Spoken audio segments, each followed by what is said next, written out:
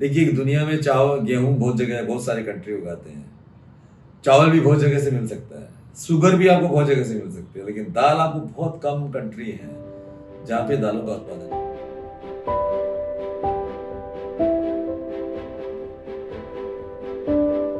नमस्कार, मैं वत्सला Singh VOA India से आज इंडियन पल्सेस एंड ग्रीन्स के चेयरमैन बिमल कोठारी के साथ हूँ। Thank you so much sir for your time and for speaking with VOA India. Sir, हाल ही में पल्सेस के प्राइस पे गवर्नमेंट ने इम्पोर्ट ड्यूटी जो है वो राइट ऑफ की है। How does that impact farmers, consumers? We know India is a major producer of pulses, also the biggest consumer of pulses. तो आप कैसे देखते हैं इसको?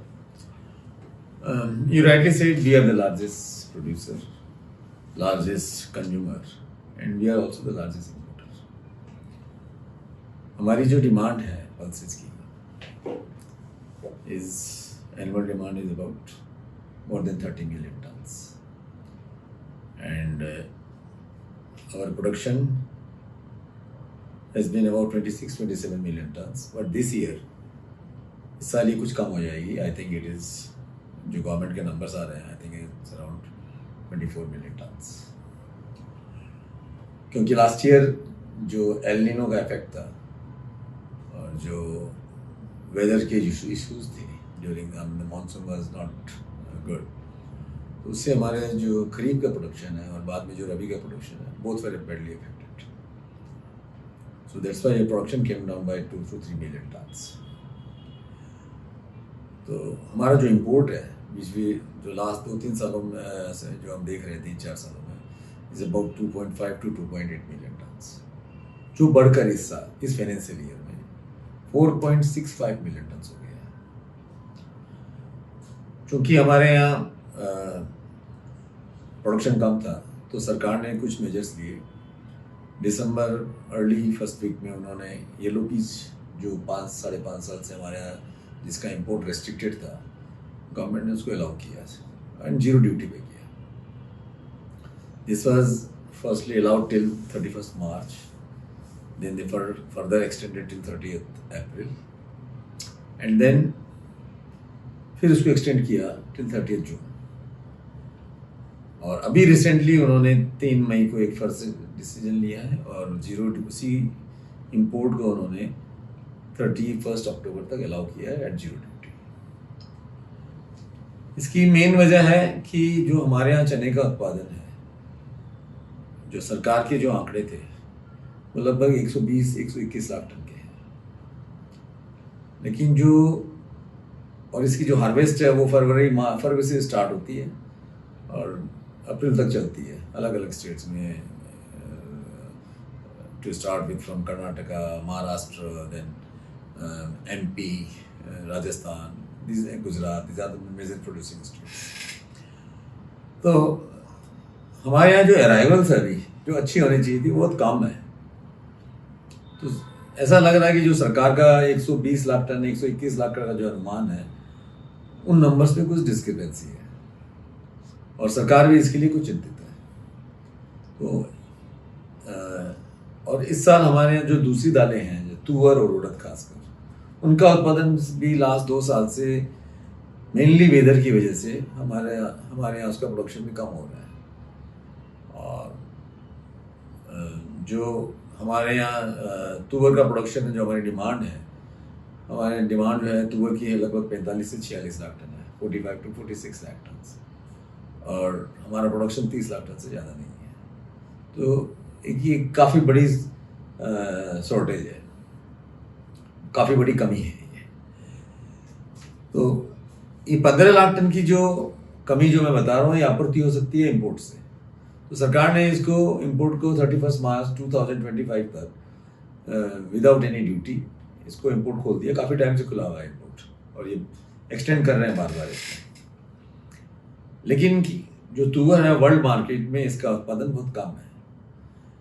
ये जो मुख्यतः जो दूसरे देश जो है इंडिया के अलावा जो तुअर का जो उत्पादन करते हैं म्यांमार और ईस्ट अफ्रीकन कंट्रीज जैसे कि Mozambique, Tanzania, Malawi, Sudan and all this.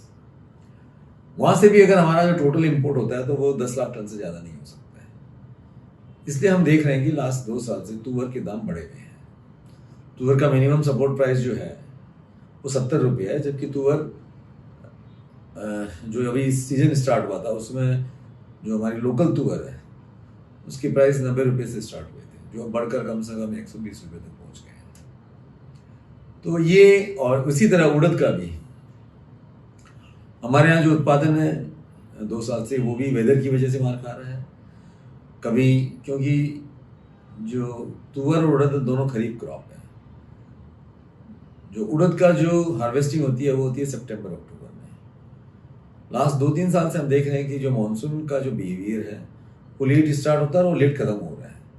तो जब हार्वेस्ट का टाइम आता है सितंबर, उस समय हमारे काफ़ी बारिश हो जाती है, या तो बारिश नहीं है और है तो यह काफ़ी बारिश है। तो दोनों स्थिति में वो क्रॉप को बहुत बैडली इफेक्ट करती है। तो हम देख रहे हैं कि 2 साल से हमारे यहाँ उड़द का जो उत्पादन है वो मार खा रहा है, और सरकार के आंकड़ों के हिसाब से 25 लाख टन के ऊपर उत्पादन नहीं है, जबकि हमारी रिक्वायरमेंट 35 लाख टन है। तो हर साल हम कम से कम 6 से 7 लाख टन इंपोर्ट कर रहे हैं, और ये इंपोर्ट काफ़ी टाइम से फ्री है, और ये सारा इंपोर्ट म्यांमार से हो रहा है। Myanmar is the only country which produces black मार्के बिसाइड्स इंडिया। फिलहाल हम लोगों ने एज एन एसोसिएशन IPG हमने लास्ट 1-1.5 साल से इनिशिएट किया कि दूसरे देशों में भी इसका उत्पादन हो। तो ब्राज़ील ने अभी स्टार्ट किया है। इस साल हम एक्सपेक्ट कर रहे हैं कि ब्राज़ील से लगभग 50,000 टन उड़द का इंपोर्ट होगा। उसी तरह हमने उनके साथ ये भी इनिशिएट किया कि आप भी तुअर का भी प्रोडक्शन करो, तो ताकि हम जो दूसरे कंट्रियों से जो हमारी जो आपूर्ति नहीं हो पा रही है, दूसरे वो जो ब्राज़ील जैसे बड़े कंट्री हैं जहाँ पे लैंड मास बहुत मात्रा में अवेलेबल है, तो वहाँ से हम बड़ी क्रॉप उम्मीद कर सकते हैं। तो ऐसा एक अभियान चल रहा है। हमारी सरकार भी काफ़ी कोशिश कर रही है कि हमारा उत्पादन जो है बढ़ाया जाए। 2016 के बाद सरकार ने अच्छा एफर्ट्स किया है, और लगभग हमारा जो प्रोडक्शन है 16 मिलियन टन से 16 मिलियन टन से 26 मिलियन टन पहुंचा लास्ट 6-7 साल में, जबकि पहले हमारा प्रोडक्शन स्टेगनेंट था। वो 12 से 15 मिलियन टन कई सालों तक पड़ा था, और उसमें प्रोडक्शन नहीं बढ़ रहा था, और हमारी डिमांड बढ़ते जा रही थी, और हम इम्पोर्ट पर निर्भर थे।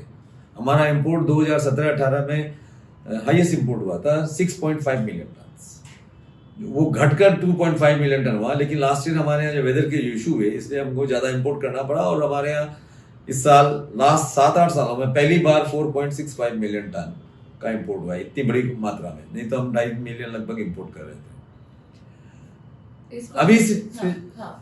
अभी सिचुएशन ऐसी है कि जैसा कि मैंने बताया, सरकार उत्पादन बढ़ाने की कोशिश कर रही है। देखिए, हमारे यहाँ जो दालों का उत्पादन है, हमारे यहाँ 30 से 31 मिलियन हेक्टेयर जो है दालों के उत्पादन के लिए इंगेज्ड है, और हमारा जो टोटल प्रोडक्शन है लगभग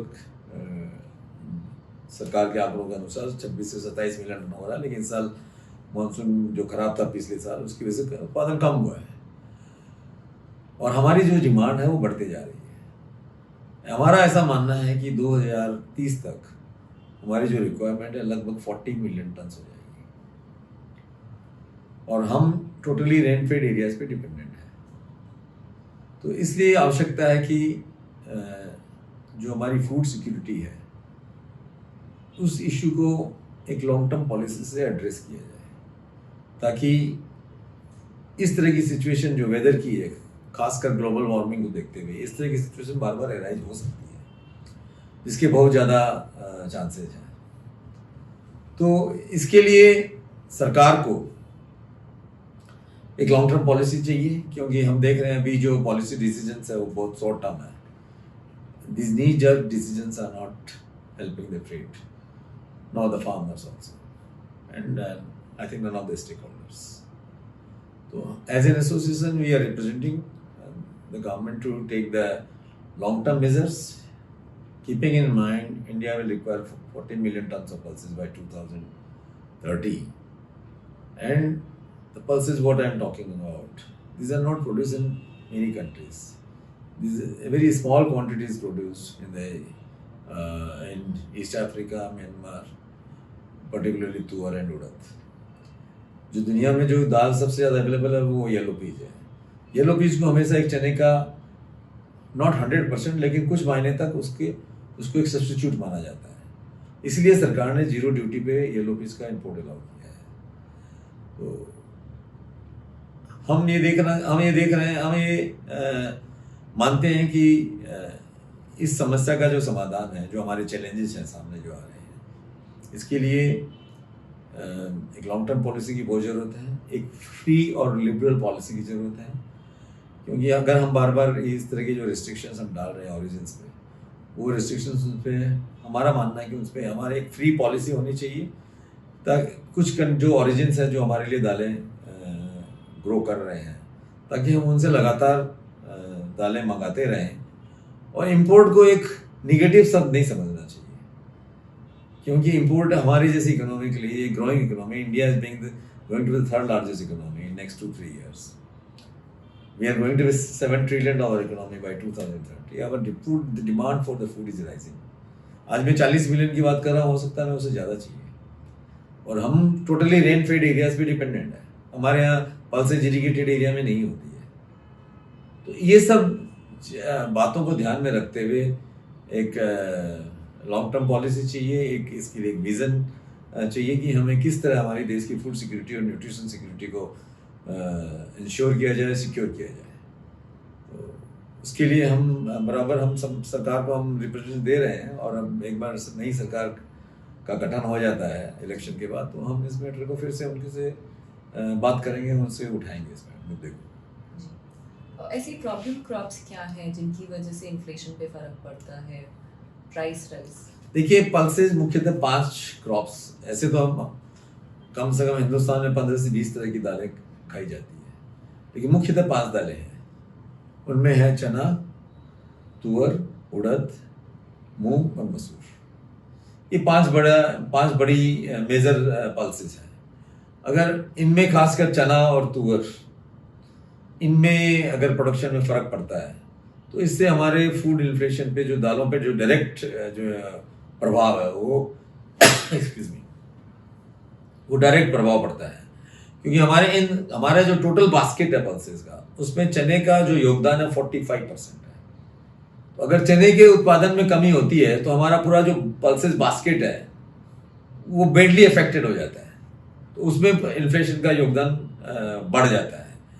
तो ये मुख्यतः दालें हैं, इनके प्रोडक्शन में कमी आने से हमारे यहाँ वो जो स्थिति है थोड़ी बिगड़ जाती है और हमें इंपोर्ट करना पड़ता है। तो जैसा कि हमें एक बैलेंस पॉलिसी की जरूरत है, क्योंकि it's such a large country, you have to feed more than 1.5 billion people by 2030। वो अचानक आपको कहीं, अगर आपके यहाँ प्रोडक्शन कम हुआ तो अचानक आप ढूंढने जाएंगे तो दुनिया में आपको दाल नहीं मिलनी है। तो आपको ये ख्याल रखना है, जरूरी है कोई भी पॉलिसी बनाते हुए, कि हमारे यहाँ इस तरह की सिचुएशन हो सकती है और होगी भी। आज लास्ट ईयर एल नीनो था, इस साल ला नीनो आया, आप नहीं जानते कि नेक्स्ट 2-3 साल में फिर क्या हुआ। फिर अगर एल नीनो आया या कोई कारण हमारे मानसून खराब हुआ या ज्यादा भी बारिश हुई, तब भी खराब है हमारे लिए, उससे हमारी क्रॉप डैमेज हो जाती है। तो उस समय हम हमारी आपूर्ति कहाँ से करेंगे? अब दाल एक ऐसी चीज है, देखिए दुनिया में चावल, गेहूं बहुत जगह, बहुत सारे कंट्री उगाते हैं, चावल भी बहुत जगह से मिल सकता है, शुगर भी आपको बहुत जगह से मिल सकती है, लेकिन दाल आपको बहुत कम कंट्री है जहाँ पे दालों का उत्पादन है। एक येलो पीच के अलावा ऐसी कोई भी दाल नहीं है जिसका बहुत बड़ा उत्पादन होता है, एक्सेप्ट एक लेंटिल्स और मसूर दाल, जिसका लगभग, अगर मैं पूरी दुनिया का उत्पादन लूँ, जो बड़े, खासकर जो बड़े देश हैं जिनमें मुख्यतः ऑस्ट्रेलिया, कनाडा, अभी रशिया में काफ़ी प्रोडक्शन बढ़ रहा है, टर्की, ये सब मिला के 4-1 मिलियन टन का इनका उत्पादन होता है। अदरवाइज अदर पल्सेज आप देखें तो बहुत क्वांटिटी बहुत छोटी होती है, जो हमारे जैसे देश की आपूर्ति नहीं कर सकती। एक रिपोर्ट में आपकी को कोट किया था, उसमें कहा था कि जो गवर्नमेंट ने ड्यूटी हटाई है, जीरो ड्यूटी पॉलिसी है, उससे फार्मर्स पे इम्पैक्ट होगा, फार्मर्स क्रॉप स्विच करेंगे, और इसके अलावा क्या इम्पैक्ट हो सकता है गवर्नमेंट की? देखिए, जीरो ड्यूटी से कंज्यूमर को जरूर फायदा मिलता है, क्योंकि दाम कम हुआ है, और जो येलो पीज है आज मार्केट में उसके प्राइस 40 रुपये है, जो सबसे सस्ती दाल है, तो कंज्यूमर को जरूर फायदा होता है। लेकिन हमेशा हमें ये ख्याल रखना होगा कि एक बैलेंस पॉलिसी होनी चाहिए, एक प्राइस रेंज होना चाहिए, कि इससे कम नहीं होना चाहिए, इससे ज्यादा नहीं होना चाहिए, ताकि सरकार का उसमें इंटरवेंशन हो सके। जीरो ड्यूटी पे जो मैंने जो कोट दिया है, क्योंकि अब जो इन्होंने एक्सटेंशन किया है, जून तक का एक्सटेंशन सही था, उसमें कोई दिक्कत नहीं थी, क्योंकि हमारे यहाँ भी क्रॉप्स नहीं थी, वर्ल्ड मार्केट में भी क्रॉप्स नहीं थी। जुलाई से वर्ल्ड मार्केट में नई क्रॉप स्टार्ट हो जाएगी, right from Russia, then Ukraine, Canada, US, European Union. लगभग more than 10 million tons of yellow peas would be available right from July onwards, in next 2-3 months, from July, August, September, मतलब ये सारे crop जो मैंने countries आपको बताए हैं, जो सारी कंट्रीज बताए हैं, वहाँ सब जगह इसका प्रोडक्शन आपको देखने को मिलेगा। तो जब इतना बड़ा प्रोडक्शन होगा, और India is one of the major buyer for the food. You see normally जो येलो पीज है, उसका मेजर जो कंजम्पशन है फीड में जाता है। आई थिंक 70-75% जो 10 मिलियन टन है, उसमें 70-75% फीड के लिए जाता है, और जो बैलेंस जो है 2-2.5 मिलियन टन, वो सारा का सारा वो या तो कोई प्रोटीन सेक्टर के लिए जा रहा है, या पेट फूड के लिए जा रहा है, या कुछ ह्यूमन कंजम्पशन के लिए जाता है। लेकिन हमारे यहाँ जो इम्पोर्ट होता है वो ह्यूमन कंजम्पशन के लिए होता है। तो India is the largest buyer for the human consumption as far as the yellow peas is concern. तो अब जैसे जुलाई से ये जो क्रॉप स्टार्ट हो गए, तो इंडियन इंटरनेशनल मार्केट वो नीचे आने शुरू हो जाएंगे। और मेरा अनुमान है कि ये जो प्राइसेज है वो घट के इंटरनेशनल मार्केट में, अगर ये $350 के प्राइस हो जाते हैं, तो ये जो इंडियन प्राइसेज है वो 32-33 रुपीज पे आ जाएंगे। इससे क्या होगा कि जो एक प्राइस लेवल होना चाहिए कंज्यूमर के लिए भी, इतना कम भी ना हो कि बाकी बाद में हमारे क्रॉप जो हमारे फार्मर्स हैं उनका हित हो। हमारे सरकार का एक पॉलिसी ये है कि मिनिमम सपोर्ट प्राइस के नीचे कोई भी दालें का इंपोर्ट नहीं होना चाहिए। तो चूंकि येलो पीस का कोई मिनिमम सपोर्ट प्राइस नहीं है, और येलो पीस को चने का सब्स्टिट्यूट समझा जाता था, तो चने के जो एमएसपी वो 54 रुपीज है, और अगर ये 32-33 रुपये बिकेगी, तो obviously this will hurt the farmers, number 1। Number 2, ये पॉलिसी अक्टूबर तक है। अक्टूबर में हमारी खरीफ जो क्रॉप है उसका हार्वेस्ट सारा खत्म हो जाता है, और हम अक्टूबर में और नवंबर में हम प्लांटिंग शुरू करते हैं हमारी रबी क्रॉप की। रबी क्रॉप की जो प्लांटिंग में चना होता है मेनली, मुख्यतः, और येलो पीज है एंड लेंटिल्स है।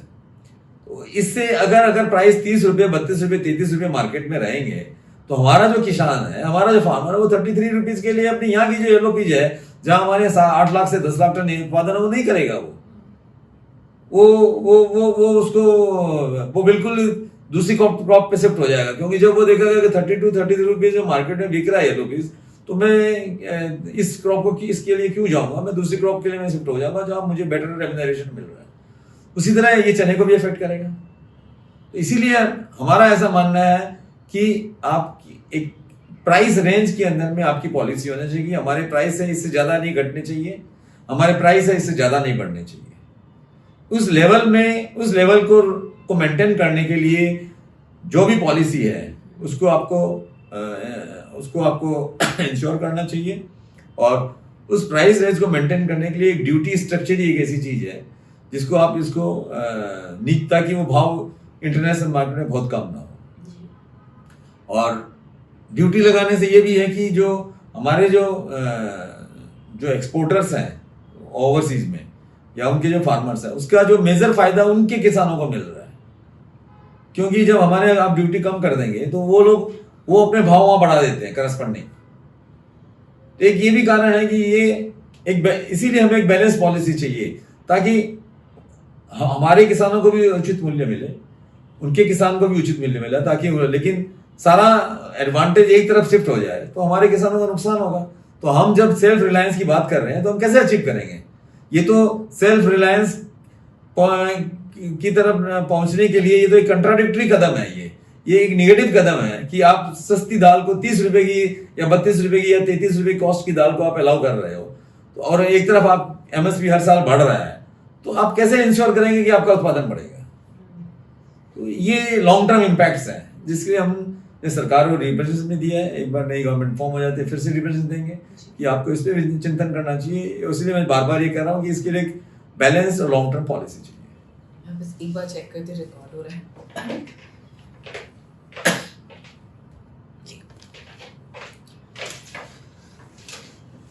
मुझे आपसे पूछना था कि IMDb के हिसाब से इस साल मॉनसून ठीक रहेगा, तो इससे बेहतर होगी और दाल की जो समस्या है वो सुलझेगी। बिल्कुल। अभी तक जो रिपोर्ट आ रही है कि इस बार लानीना का इफेक्ट है और मानसून अच्छा होना चाहिए इस बार। अगर मानसून अच्छा रहा तो देखिए जून में अगर बारिश होती है तो हमारे यहाँ उसकी प्लांटिंग भी होगी, सोइंग भी स्टार्ट हो जाएगी खरीफ क्रॉप की। और अगर खरीफ क्रॉप का प्लांटिंग के नंबर्स अच्छे आएंगे तो देखिए एक सेंटिमेंट भी मार्केट में फ़र्क पड़ता है। ये जो प्राइसेज हैं फिर वो बढ़ने की जो उम्मीद रही वो प्राइस नहीं बढ़ेंगे, प्राइस अपने आप धीरे धीरे कंट्रोल हो जाएंगे और धीरे धीरे कम होते जाएंगे। तो और अगर जैसे कि मैंने बताया अगर जून में हमारे यहाँ हार्वेस्टिंग अगर प्लांटिंग और सोइंग होती है तो उड़द और मूंग की क्रॉप हमारे सितंबर में हार्वेस्ट होती है जो एक बड़ी क्रॉप होती है। तो अगर अच्छा रहा, मानसून अच्छा रहा और कोई वेदर के इश्यूज नहीं हुए और किसानों को इस बार अच्छे दाम मिले हुए हैं तो मैं सोचता हूँ कि हमारे अच्छी क्रॉप होगी। तो जो प्राइस जो बढ़ते जा रहे हैं लास्ट 2 साल में वो मैं समझता हूँ काफ़ी मात्रा तक वो MSP के आसपास आ जाएंगे। और जो ठीक है वो एक लेवल MSP के आसपास का लेवल है, सरकार भी उसमें MSP पे प्रोक्योरमेंट करती है और MSP के जो लेवल जो है सरकार भी चाहती है कि MSP के पास प्राइस मेंटेन रहे, तो वो एक अच्छी बात है। तो मैं समझता हूँ वो प्राइस जो है जो अभी जो बढ़े हैं सारे के सारे कम हो जाएंगे। मानसून अगर अच्छा रहा तो इसका बहुत ही अच्छा एक सेंटिमेंट का इफेक्ट होगा और हम ये उम्मीद कर सकते हैं कि हमारा जो अगले साल जो है इस साल की खरीफ और अगले साल की रबी अच्छी क्रॉप्स होगी। तो जैसे सर आप वेदर का बहुत मेंशन कर रहे हैं, क्लाइमेट चेंज की बात कर रहे हैं, लोकसभा इलेक्शंस चल रहे हैं, लोग उम्मीदवार चुन रहे हैं, नेता लोग कैंपेन कर रहे हैं, बट क्लाइमेट चेंज मुद्दा ही नहीं है।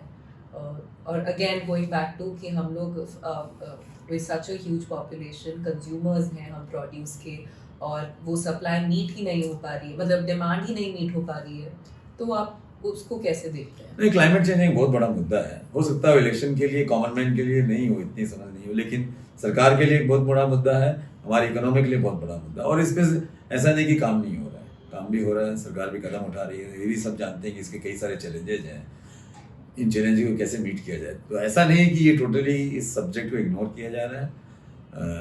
हो सकता है इलेक्शन का मुद्दा नहीं हो, इलेक्शन में बहुत सारे कई मुद्दे बड़े बड़े मुद्दे होते हैं, तो इसका इलेक्शन से कोई आई थिंक कनेक्शन नहीं है। लेकिन ऐसा नहीं है कि जो क्लाइमेट चेंज है उसको एड्रेस नहीं करता है। इसकी सारी कॉन्फ्रेंस होती है, हमारी गवर्नमेंट भी पार्टिसिपेट करती है, हमारे प्राइम मिनिस्टर भी जाते हैं। तो मैं समझता हूँ कि इशू तो है ही ग्लोबल वार्मिंग का, इसमें कोई दो राय नहीं है। लेकिन हमें ग्लोबल वार्मिंग को देखते हुए जो चैलेंजेज आ रहे हैं वो हमें उनको फेस करना है, उनको मीट करना है। जो क्लाइमेट रेजिस्टेंस क्रॉप्स हैं, जो सीड्स हैं, हमें उस तरह के टेक्नोलॉजी को भी इस्तेमाल करना है ताकि क्लाइमेट रेजिस्टेंस जो सीड्स हैं हम उनको यूज़ करें हमारे उत्पादन के लिए। क्योंकि मैं आपको बार बार कह रहा हूँ कि हमें एक बहुत बड़ी पॉपुलेशन को फीड करना है। फूड सिक्योरिटी और न्यूट्रिशन सिक्योरिटी हमारे देश के लिए एक ऐसी व्यवस्था बनानी होगी कि हमें अचानक कोई सरप्राइजेज और शॉक्स नहीं मिले। और उसके लिए एक बहुत अच्छी पॉलिसी और लंबे समय को ध्यान में रखते हुए कि नेक्स्ट 10 साल के लिए हमें किस तरह इसको एड्रेस करना है, वो उस तरह की सोच, उस तरह की थिंक टैंक जरूरी है। और मैं समझता हूँ कि सरकार भी समझती है इस बात को और हम भी, हमारे एज एन एसोसिएशन हमारी भी एक जिम्मेदारी है जो ट्रेड, हम सिर्फ ट्रेडर ही नहीं है, हमारी भी जिम्मेदारी कि हम देश की जो फूड सिक्योरिटी और जो न्यूट्रिशन सिक्योरिटी है उसके लिए हम सरकार को बार बार हम इस पर उनको ध्यान केंद्रित करें और इस पर उचित कदम उठाएं। आखिरी सवाल सर, जैसे लोकसभा इलेक्शन चल रहे हैं और जो ये ड्यूटी हटाने की बात है या भी शायद दूसरे या तीसरे फेज में अनाउंस की थी, तो क्या ये प्राइस को कंट्रोल करने का समय भी इसलिए है कि थोड़ा मतलब इलेक्शन चल रहा है, लोग परेशान ना हो, प्राइसेस ज़्यादा हो, दालों के प्राइसेस कंट्रोल करने के लिए इस ड्यूटी को हटाया गया है? देखिए, ड्यूटी का ये जो पॉलिसी जो चेंज जो परिवर्तन आया ये सेकेंड थर्ड फेज में नहीं है। 7 दिसंबर को हमारा इलेक्शन शुरू हुआ है, अनाउंस हुआ था फरवरी में, 7 मार्च में अनाउंस हुआ था। 7 दिसंबर को गवर्नमेंट ने जीरो ड्यूटी पे दालों का जो है, येलो पीस का जो है इम्पोर्ट अलाउ किया था। उन्होंने 2-3 बार इसको एक्सटेंड किया है। पहले मार्च तक वो अलाउ था, उसको फिर उन्होंने अप्रैल किया, फिर जून किया, अब अक्टूबर तक कर दिया। तो वो इस चीज को ध्यान पे देख रहे हैं कि हमारे यहाँ जो बाकी क्रॉप्स है, रबी क्रॉप्स देख रहे थे, क्योंकि मैंने कहा ना कि लास्ट ईयर हमारे यहाँ मानसून जो है वो बहुत खराब था, बहुत बैडली इफेक्ट हुआ, उसकी वजह से हमारे जो रबी क्रॉप्स है वो भी इफेक्टेड हुए हैं। चने का सरकार ने 121 लाख टन का उत्पादन का नंबर दिया, लेकिन वो दिख नहीं रहा है। तो सरकार भी थोड़ी सकते में है कि भाई नंबर आखिर माल की अवेलेबिलिटी क्यों नहीं दिख रही है, इसलिए प्राइस राइज एबनॉर्मली नहीं बढ़े। तो उन्होंने ये कदम पहले से ही इसको देखते हुए, और बाकी दालें भी, तुअर और उड़द का भी प्रोडक्शन हमारे यहाँ कम रहा है, जैसा मैंने बताया लास्ट 2 साल से इफेक्टेड हो रहे हैं। तो जो 5 जो दालें हैं मुख्यतः, उसमें अगर 3 दालों में इफेक्टेड है तो सरकार ने उसको देखते हुए इस कदम को उठाया कि हम इसको सस्ता इंपोर्ट करें ताकि प्राइस स्टेबलाइज। और मैं आपको बता दूं, इससे प्राइस स्टेबल हुए भी हैं, काफ़ी दामों में जो वृद्धि हो रही थी वो काफ़ी रुके भी हैं। और देखिए, मैं इलेक्शन के बारे में इसमें कोई कुछ नहीं कहना चाहता, लेकिन ये एक सच्चाई है कि ये ग्राउंड रियलिटी ये है कि ग्राउंड जो वास्तविकता क्या है कि क्यों ये कदम उठाए गए। उसकी वास्तविकता यही है कि हमारे यहाँ प्रोडक्शन जो 26-27 मिलियन था, सरकार के आंकड़ों के हिसाब से 23-24 मिलियन टन रह गया है, और हमारा कंजम्पशन बढ़ते जा रहा है। आने वाले साल में आप क्या एंटिसिपेट कर रहे हैं, प्रोडक्शन कितना पहुंचेगा? देखिए, हमारे यहाँ इस बार जो किसानों को जो दाम मिले हैं बहुत अच्छे प्राइस मिले हैं, तुअर के भी, उड़द के भी, चने के भी, मूंग के भी, सभी दालों के अच्छे प्राइस मिले। तो मुझे लगता है अगर मानसून अच्छा रहा तो किसान दालों का उत्पादन जरूर करेंगे, और हम समझते हैं जो हमारे कमी हुई है वो कमी पूरी होगी। लेकिन मैं आपके माध्यम से ये कहना चाहता हूँ कि हमारी जो पॉलिसी होना चाहिए कि हमें इंपोर्ट सबको निगेटिव नहीं समझना चाहिए। हमें कुछ एक ऑरिजिन्स के साथ में ऐसा संपर्क बना के रखना चाहिए, और हम उनसे बराबर, अगर मान लीजिए हमें 30 मिलियन टन दाल की रिक्वायरमेंट है, अगर हम साल में 2-3 मिलियन टन इंपोर्ट भी कर दें तो heavens are not following, it's not nothing negative is there. कि अगर आपने 3 मिलियन टन इंपोर्ट कर लिया तो बहुत बड़ा कोई इशू हो गया या कोहराम मच गया, ऐसा कुछ नहीं होता है ना, हमारा किसान अफेक्टेड होने वाला है। ये क्यों मैं इस तरह की बात कर रहा हूँ, क्योंकि इससे आपकी पॉलिसी बैलेंस रहेगी। सरकार का दायित्व है कि हमारे यहाँ सप्लाई बराबर बनी रहे, और जो कंज्यूमर्स को है उनको भी एक रिजनेबली प्राइस में दालों का उनकी उपलब्धता हो। क्योंकि देखिए, हमारा देश जो है, हमारे यहाँ दालों का, हमें एक बहुत बड़ी पॉपुलेशन है जो है वेजिटेरियन है, इवन नॉन वेजिटेरियन भी लोग काफ़ी सारी दालें खाते हैं। तो दाल हमारा एक स्टेपल फूड है, तो उसकी उपलब्धता बनी रहे, एक उचित मूल्य बने रहे, इसके लिए ये नीजर डिसीजन जो है ये बहुत लंबे दिन नहीं चलने वाले। ये इससे आपको हमें कभी न कभी बहुत बड़ी इसमें चोट पड़ सकती है। तो इसके लिए एक बैलेंस पॉलिसी होनी चाहिए। हमारे यहाँ हो सकता है इस साल, अगले साल उत्पादन बहुत अच्छा हो, उससे हमें कंप्लेसेंट होने की जरूरत नहीं है कि अब मौसम अच्छा हो गया इसलिए इस साल बहुत अच्छा है, वो नहीं है। ये मानसून, ये कभी भी स्थिति बिगड़ सकती है। मैंने कहा ना, एक खराब मानसून पूरी हमारी जो सप्लाई की डायनेमिक्स है उसको पूरा बदल देता है, और फिर हम अगर दाल ढूंढने जाते हैं तो हमें दाल नहीं मिलती है। Thank you, sir, for the time, and like you raised very important points. Policy-wise, climate change is an important issue, and like you said, knee-jerk policies नहीं चलेंगी. Long-term government को सोचना पड़ेगा. Thank you, sir. Thank you.